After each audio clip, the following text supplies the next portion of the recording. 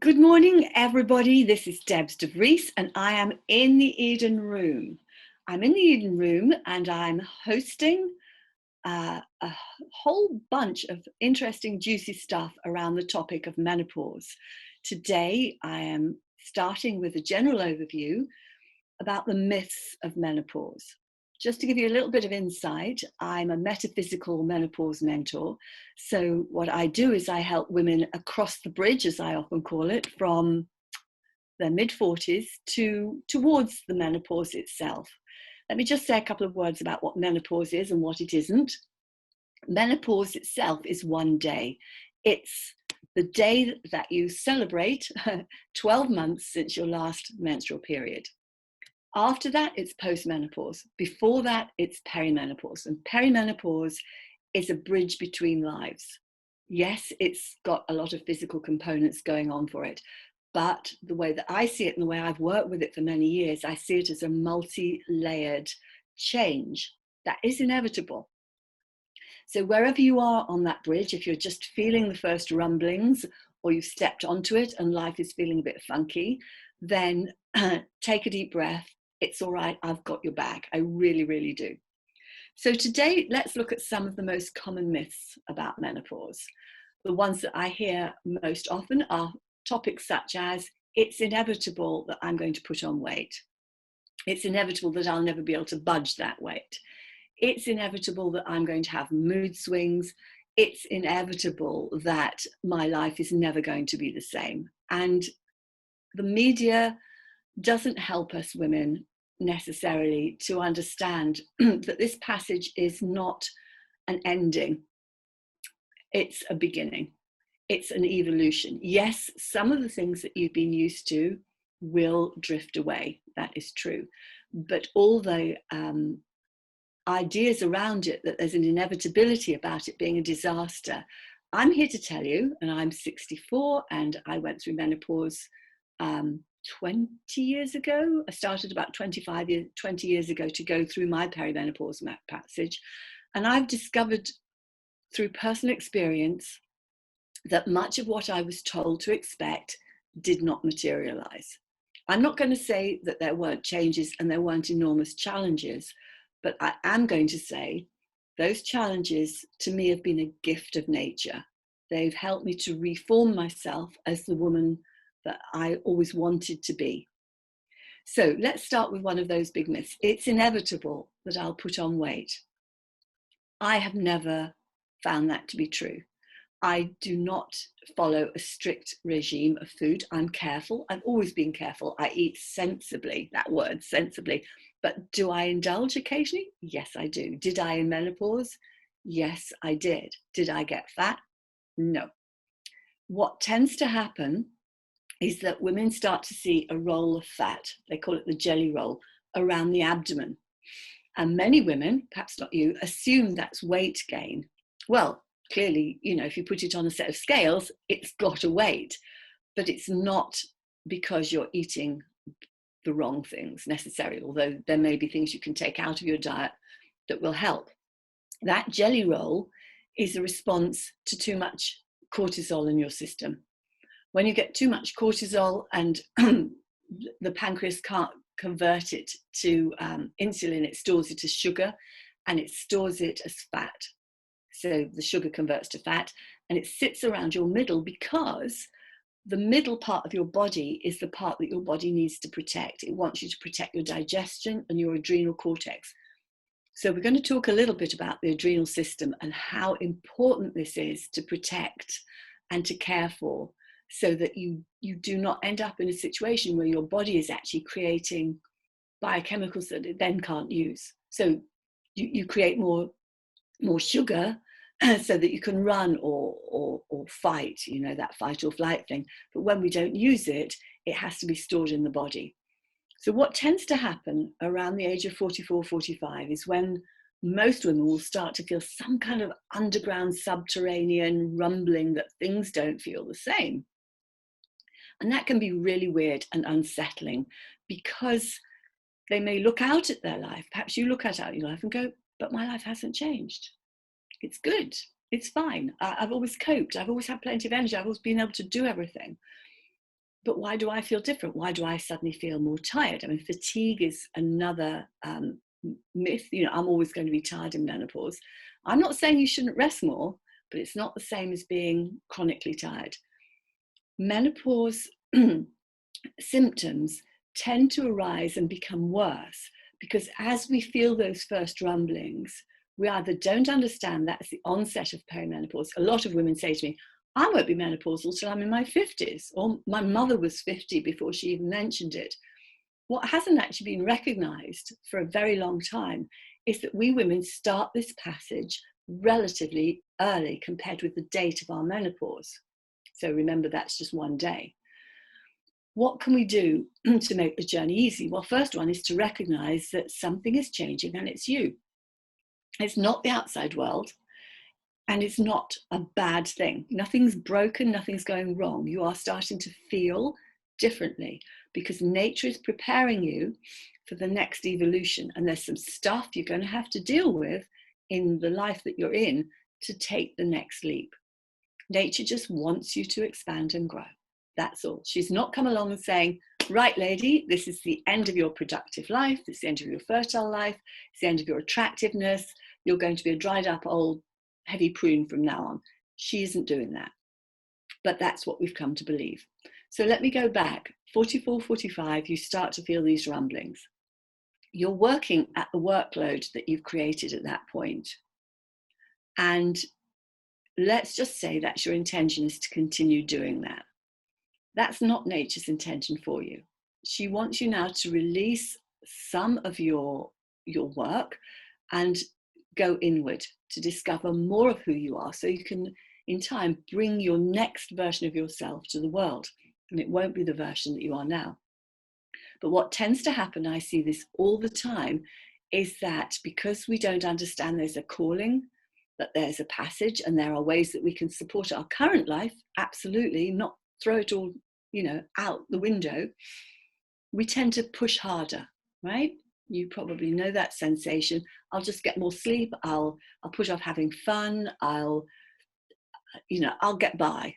I'll just work harder. I'll just have to do another couple of hours. I'll just have to. I'll keep going. And even from that level, your body is going to start feeling more stress. Now, we all need a little bit of stress. That cortisol is important. It's what spikes and wakes us up in the morning. It's what gives us that sense of being able to go forward.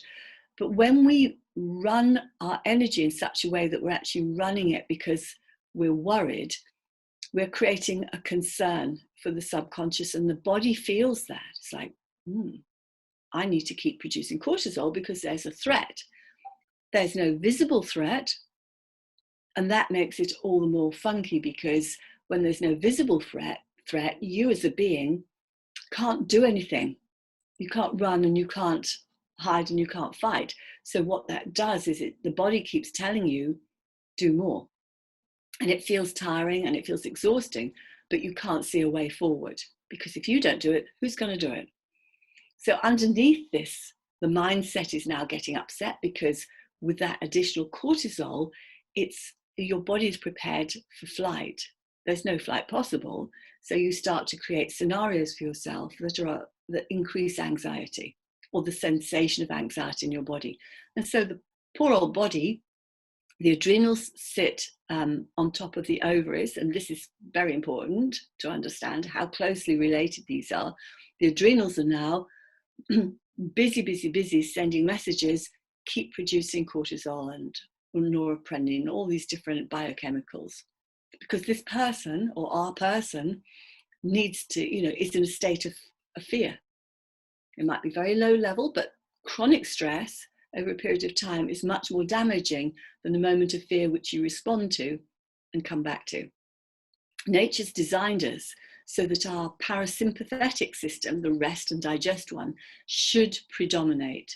So we should be calm. It's not passive, it's just an efficient way to use energy. When we're not in our parasympathetic system, we're in our sympathetic system, which is S for stress. When we're in that, we're using a system that was actually only designed by nature to be used in short bursts. So to summarize, most of the women that come to me, one of the first things they'll tell me is they're tired and they're putting on weight and they're feeling anxious. Now, I'm not saying that there aren't things that need to be done in terms of reducing perhaps real pressures, debt, for example. Thank you, Sarah. Good to have input from you.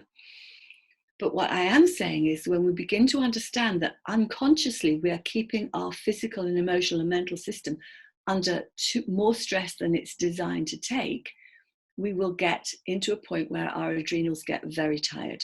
Now, the adrenal gland is fascinating. It's the only gland in the body, if you look at the wiring system of it, that doesn't have an off switch, right? The others will switch on and off. Why doesn't the adrenal gland have an off switch? Because nature's super smart. The adrenal gland is there as a survival gland. It wants to make sure that at any time it can pull some energy to get you out of a bad situation. Therefore, it's responsible for you staying alive. Why would it have an off switch? It doesn't. So we have to learn to deregulate ourselves in particular ways so that the adrenal gland can rest.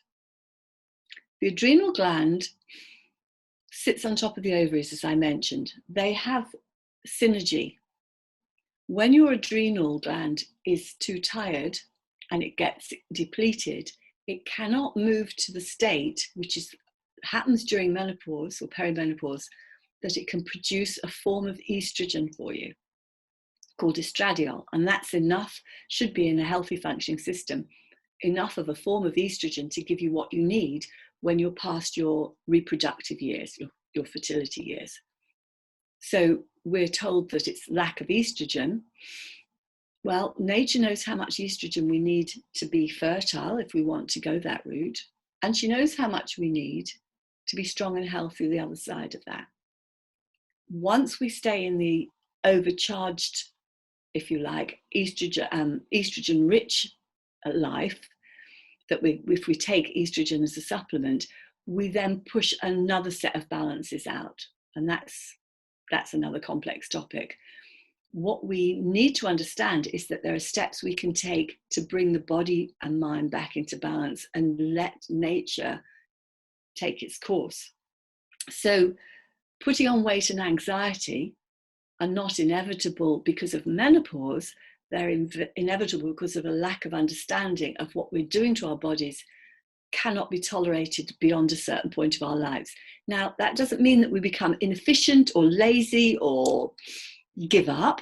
Honestly, I've got more energy now than I've ever had, and I'm 65 next birthday. That's pretty cool. I did a wolf run. I don't train. I'm a lazy girl. Totally. Thanks, Kat. You know, I'm a bit of a lazy girl, but I'm consistent. So I do my yoga practice every day. I go for a couple of walks every day. Did I go around as fast as everybody? No, I did climb the net fairly cool. I mean, I saw some people half my age struggling on the net. It's not about continuing the race the way you have. It's about recalibration of self so that actually the other side of menopause, and we'll talk about this, and during menopause, we are learning to draw new energy into us, and it's not estrogen based. So weight, anxiety, and fatigue can initially be looked at, if there's no clinical or other reason that they're happening, as actually a byproduct of the way we're living our life. And as we reach that 44, 45 and the estrogen levels start to drop, what we've been used to fueling us isn't there anymore. This brings us into a part of our life where we have to start to, if we do, consider, okay, what does this mean? How can I reconfigure my life somewhat so that I'm working with this passage rather than against it? Another myth that I'd like to touch on is sex. And massively important, whether you're in a relationship or not, sex and sensuality are part of being a human, are they not? I mean, we're created from the sex act. It's vital, it's part of our vitality. I still hear women saying, I'm going to dry up, you know, vaginal dryness, vaginal atrophy, I'm not going to want sex. And that can be a big threat, you know, to just your own sense of self, to a relationship that you're in. And I know that I've delivered to men. Men get very threatened by the fact that a woman her libido may well drop. Just want to say a couple of words to that. Libido dropping isn't a permanent thing. It can be a bit of a time when the body's resting, and it can be an invitation to discover your sensuality and your sexuality, both as a single person or a solo woman, in or out of a relationship, and with your partner, because it's an invitation to open up sensuality. So for the rest of your life, you're not necessarily dependent on the same kind of roles that you were in the first half. And this is an invitation for growth. Libido does drop because we are also entering an inward-looking time. Some of you know that I'm a teacher of yoga and Tantra. And in Tantra, we have many presiding deities for the different passages of our life, right? And one of them for this time of our life, ladies, is called Bagalamukhi. So we can look back and say, well, 5,000 years ago, they knew this stuff was real, right? And they have these energies. I think of them as weather systems. What weather are you in your life now? What season, what weather are you in? Well, Bagalamukhi asks us to go within and look deeply. And it's about desire. So it's still about sex, sexuality, sensuality, about self-expression. But desire can be broader than that. So getting dried up and all of these things are not inevitable. You can continue a sensual, sexual life, maybe in different formats throughout your perimenopause time. You may be pushed to have different conversations, create different avenues to explore, really get into desires. Again, that's a teaching on its own. But what you do need to do is to make sure that you are using the equipment that you've been given. So vaginal atrophy and dryness tend to worsen when you're not using the skin, the vagina. It's very connected with the clitoris, because the clitoris works with the lymph glands, and the lymph glands are a cleanser, and the clitoris also helps to produce lubrication. So we have to look at the whole picture, and for each woman I would consult very differently where she is in that phase, what her desires are, and encourage her to continue a sexual life of whatever kind is suitable, so that the functionality of the vagina and the cervix and the clitoris is kept really healthy. That can be as simple as learning to use a yoni egg, or even, I mean, I'm not a big fan of Kegels, because personally they're great, but I think you can do more than that. You can be broader than that. You can find different muscles and keep that whole pelvic area working, because it's also a diaphragm. The bottom of it is not really a bowl. It's more like this. It's a powerful diaphragm that helps to pump energy, new energy that's coming to you, up the body, up the spine and into the brain.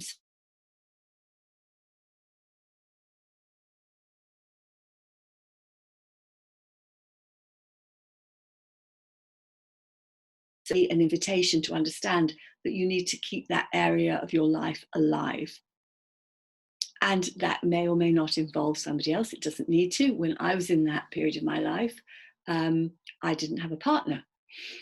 But I came up with creative ways, really enjoyable creative ways actually, to keep that aspect of myself alive, because I sensed how important it would be to me. So we've covered weight, we've covered sex a little bit, and we've covered anxiety. I was wanting to talk something about one other thing that's a common myth, and I hear this quite a lot. There's really only one way to deal with this. And that's not true. You know, yes, HRT's an option, and there are many people who are very happy using that. I'm not anti anything. It's not part of my nature to be anti things, but I am pro-choice. I am pro people understanding that actually what's happening to them isn't a cruelty. It's not a meanness of nature. it's a natural evolution that actually wishes to provide you with more, not less. So from the perspective of HRT, which is what you know it is, hormone replacement therapy, it's been around a long time, certainly since the late 40s, 50s. The replacement, the view is the estrogen's failing. They used to call it ovarian failure, which my ovaries, I don't like them to even hear that. They have not failed. The idea that there's something broken about us is one that I want to challenge, or about to break, and therefore we need to go and shore it up with something from outside of ourselves. Now, I can tell you that your body can produce at least 1,800 different biochemicals. Everything, DMT, serotonin, melatonin, I mean, ones I will never know the names of, and that was 3. Why, if nature can do that, do we need to replace something that nature is saying we no longer need? You know, nobody suggests at menstruation that there's something going wrong, that you suddenly started to produce a hormone, because that's, you know, in terms of biology and culture, that's seen as normal, because you're going to be fertile, you're going to be a woman. But when we get to the end of that phase, where is it in the biology books? You know, where is it in the culture that you're still a woman? Therefore, if you're wanting to stay a woman, it's quite clear that you should stay as you were between your first menstruation and your last one. Now, I would never say to a woman, don't do what's absolutely right for you. If HRT is going to make you feel better and get you back on track, as long as you understand both the positives and the risks you're taking, do it. But don't do it thinking it's the only way. Now, I know culturally, we don't have many models, and certainly for the last 200 years, I think menopause has sort of gradually edged into the consciousness now that women are in the workplace. I mean, women have always had menopause, right? And maybe for the last few thousand years, not so many, because of not living as long as it takes to get to menopause, how blessed we are to have that length of life. But ultimately, women now have a voice and a presence that they didn't have even 40 years ago, 45 years ago when I started work. I started work just before the Sex Discrimination Act of 1973 came into force, which probably doesn't mean a whole lot. It's now been embodied in the 2010 Equality and Diversity Act, but it meant a lot. It meant that at the time I started work, I couldn't wear trousers to work or get a mortgage. Can you believe that? So culturally, it wasn't seen as important for women to be working. And if they were the silent workers.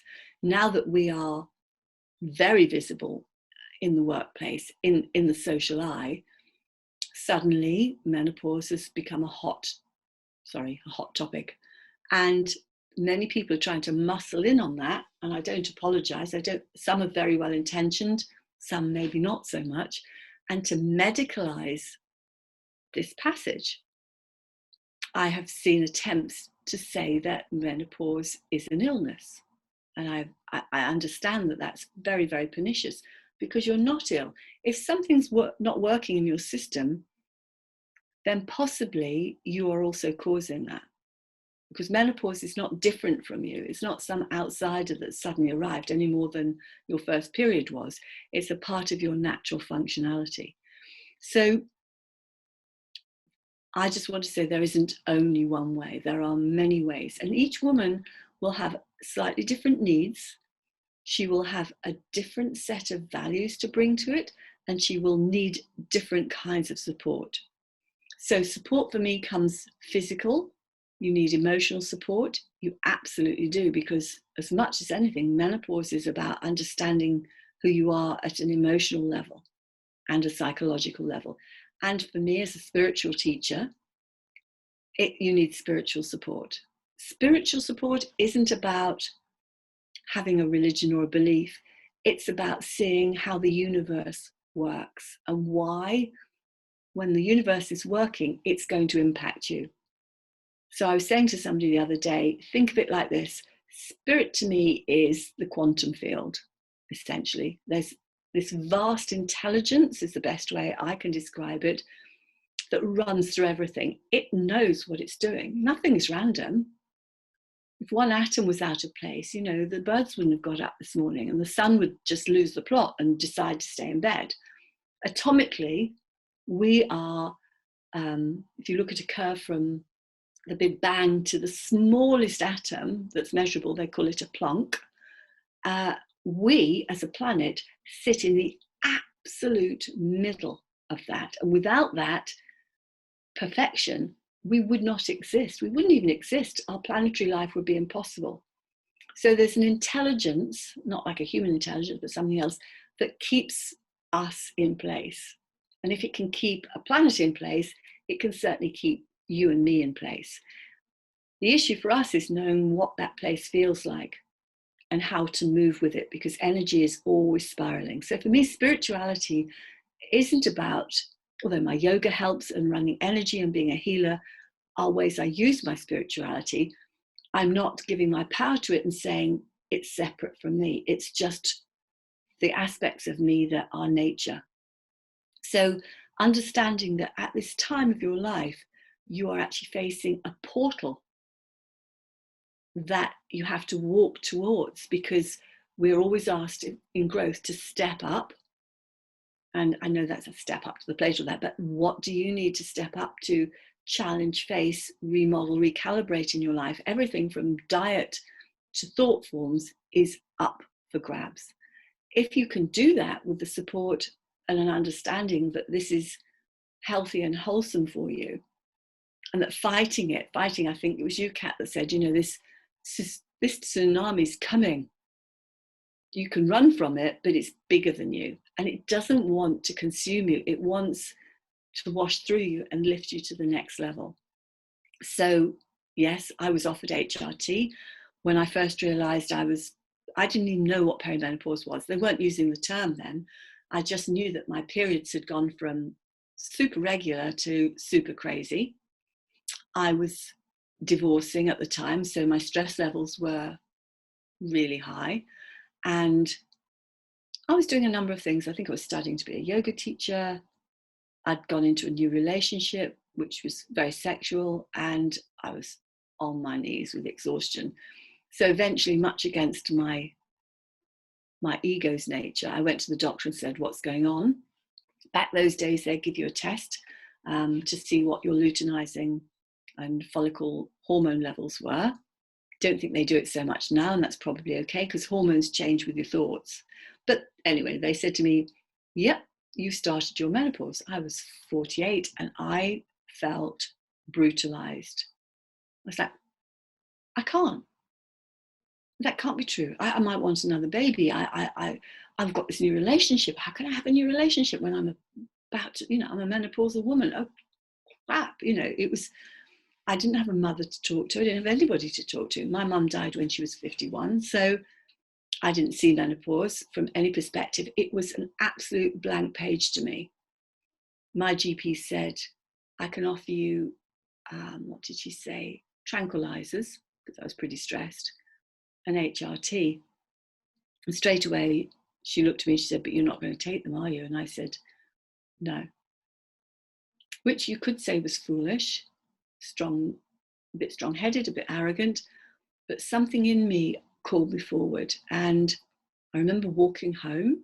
It wasn't far to walk from the surgery to the house. And I thought to myself, I'm going to figure this out. I'm going to figure this out. And I did. Within about 3 or 4 weeks, because I'd asked a question, the universe answered me and sent me a wonderful woman who's an ethnobotanist and a shaman and all kinds of wonderful things. And she began to teach me some of the physical components, starting with the fact that my adrenals were not coping. So I didn't go the HRT route. And if I had, I'd probably be able to tell you I've made some good decisions around that and I felt fine with it. But as it happens, I didn't. And I began to find a whole world of other things that supported me. So I'm happy to say that in my 65th year, I still use a lot of those things, not in the same quantity and not to the same level, because nature was prompting me to start to find better ways of supporting myself that I would need when I was over the estrogen dependency, you could say. So let me just have a quick recap. We looked at some myths. It's inevitable. I think that's one of the things we have to challenge. It's not inevitable, right? Just because other people are saying it and doing it doesn't mean you have to. It's not inevitable that you'll put on weight, you'll go off sex. And yes, you may have mood swings, but guess what? There are ways of looking at that and dealing with them that are a fantastic teaching in their own way. It's not inevitable that you will stay stressed once you understand how to manage it's the hypothalamus pituitary adrenal axis. That's what they call it, HPA axis. How that's working for you and how you are, perhaps you've got your foot to the gas a bit too hard, and how to let go and still get things done. Massive teaching, because you can't grow without support. And we are, for those of you interested in this kind of thing, in the age of Aquarius, where learning to collaborate is the impulse. It's a big impulse. So asking for help, knowing how to help others help you, knowing how to ask gracefully, or knowing what to ask for help for, what you can let go of. These are really big lessons. A woman can step into a whole new way of being because of menopause. There's only one, we talked about sex, just top level. I'm encouraging asexual sensual life, and that sensuality can be well outside the bedroom, and that in itself can produce energy and inspiration and joy for you. That's a very important aspect of it. I've talked a little bit about there's only one way. Well, if you know me, you know I will say there's never only one way. So wherever you are on that journey today, Sarah, thank you for your contribution. Sarah says, interesting to hear about the effects of stress and perimenopause and thinking about it against the current pandemic we are living through now. I have sent love from my heart to every woman who is going through what are absolute stresses that you cannot walk away from, and feeling the internal stresses of her own impending change. And naturally, I'm working with women through the pandemic to help with that. Thank you, Kat. The lessons are still the same. The forces and the pressures are greater. And sometimes I think when nature delivers a basin full like this, it's pushing us even harder to look at what we can do to adapt and to return to our stasis, to return to the parasympathetic, the pleasure principle, the enjoying life in a real way, not because you've got loads of money or escaping. How can you enjoy life in a real way so that it nourishes you and you nourish it every day? The Eden Room has got resources all over that will help any of you with this, from the kinds of meditations that you want to body work, to people. All these tools you could pick up from the Eden Room through your membership, and you'll be able to come on every fortnight when I'll be here. Next time I'm going to talk a little bit more depth about a hot topic, but I hope today to introduce myself to you, to let you know something of the flavour of Debs, who Debs is, what she's about, and more personalised attention. Yes, thank you. Flavour of Debs. So if you've enjoyed a flavour of Debs and you're interested to know what Debs World could offer you, the magic and the mystery and the practicality, because if anything, I'm a practical mystic, I would love to get to know you better. It's really easy just to pop an email into the Eden Room and get my attention, or you can find me on a Calendly link, which I can post in the group as well, and we can have a chat. I always promise that a woman who has an hour with me will get at least one thing that, if she puts that into practice, will make a change. That I can guarantee. So, and postmenopause sexuality, it is awesome. It's a lot more fun, actually. And, just the practical things, like what you don't have to worry about anymore. So, yes, I hope that you leave this session with at least a sense of possibility for yourself. It's possible for every woman listening today. to take her own journey through this, guided with, I hope, good information and the right choices to broaden her outlook and to decide what's absolutely right for her, which is the way that you're going to emerge the other side as the woman you want to be. So, Becky, thank you. Thank you for organising it. Eden Room, you absolutely rock. I am so, so grateful that this Eden Room exists at this time in our history, that there are resources here that are easy to get hold of, they're digestible, they're short, and that there are people on the journey with us now. We want to make this journey, a movement towards happier, healthier living for everybody. So thank you so much for joining me, for coming to the Eden Room, and thank you, Kat and Sarah and Becky and Elia and everybody who's been here. And get to know me. Come be my friend through the Eden Room. Get yourself booked in every Thursday. Put a space in your diary now. And if you want to talk to me more personally, more intimately, then I'll let you know how you can do that. So I'm Debs De Vries for the Eden Room, the metaphysical mentor, or as Becky likes to call me, the menopause mother, which I kind of like that. Wishing you so much love and joy today and on your journey. Bye-bye for now.